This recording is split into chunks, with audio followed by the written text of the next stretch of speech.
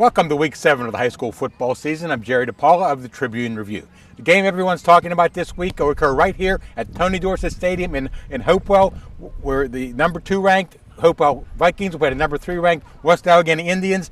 Two teams jockeying for first place in the Parkway Conference. The storyline is clear. Two great running backs, sophomore Russell Shell of Hopewell, who leads the WPIAL in rushing with 1,143 yards, against West Allegheny Jr., a Blackhawk transfer actually, Mike Caputo, who is number 4 with 992 yards. Last week, these two guys combined for 408 yards and 9 touchdowns in their team's victories.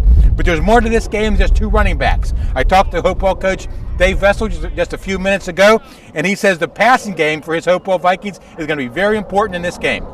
We're still trying to run the football, but we've had some success running the ball. We have a quarterback that makes great decisions, Matt Hundensky, and a wide receiver, Mark Ross, that's just, if you throw it up there, he's going to catch it. If you get it close to him, we feel like he's going to go get the ball. So it's been nice, and as long as your quarterback's making smart decisions, it's great to be able to spread the ball around a little bit. Okay, but it's also important to note that West Allegheny is going to throw something at Dave Vestal and his coaching staff they don't see too often. That's the Wildcat offense with Caputo running it to almost to perfection so far.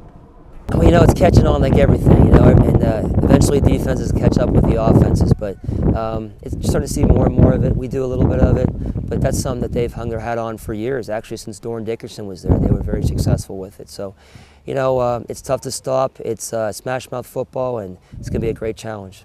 Okay, Shell and Caputo, 1 and 4 in the WPIAL in rushing, but how about Cody Cook, who's number 3 at unbeaten Beaver Falls, and the number 2 ranked running back in the WPIAL right now, Shane Dotson of South Park High School, 1,029 yards for a team that is only 3-3 and has scored only 62 points this year. While we're at it, give a lot of credit to South Park coach Tom Loughran, who has a team with 3 victories, averaging only 10 points per game. But Shell, Cook, and Caputo get a lot of help, from their team. And that's why they're getting a lot of yards. But Dawson does not. Shane, you're a guy who knows how to get things done. Congratulations.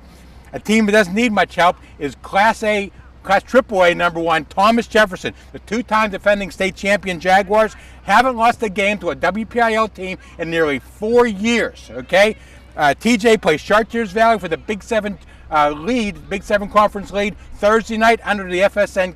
In front of the FSN cameras, and it's going to be an interesting game. It's too bad Chartiers Valley sophomore quarterback Wayne Capers is hurt and won't play in this game because it would have made it a more interesting game, but I think TJ would have won it anyway. TJ lost several key players from last year's state championship team, but doesn't seem to matter.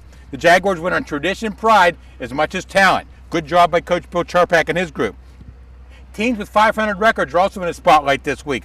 In the Quad West and in the Quad North, Cannon McMillan at Mount Lebanon. Cannon McMillan with Mike Hall and Chad Hagan, 2 Division I prospects, are coming on now after a slow start in Mount Lebanon. They played a very tough schedule. The Lebos are a team you don't want to draw in the postseason because they've already played some of the best teams in the WPIAL. Give us your best shot, they say. It's nothing we haven't already seen. That'll be a good game. In the Quad North, Seneca Valley, they beat North Hills last Friday night. They play Shaler. Shaler lost to North Allegheny, their first loss of the season last week. And Seneca Valley won in the last 31 seconds when junior quarterback Donnie Hall scored with half a minute to go in the game to give his dad, the coach, his first victory in the Quad North. And Don Hall is building a nice little program there at Seneca Valley. They've only made the playoffs twice in this decade. A big win against Shaler will go a long way for getting Seneca Valley in the playoffs again. And one more shout out to Greensburg-Salem. They're holding a pink out Friday night at Offutt Field in their game against Southmoreland. Everybody's going to wear pink for breast cancer awareness. And the other thing, Greensburg-Salem is 5-1.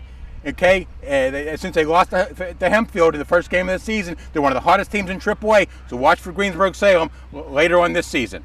That's all I have for today. Jerry DiPaola, Tribune Review.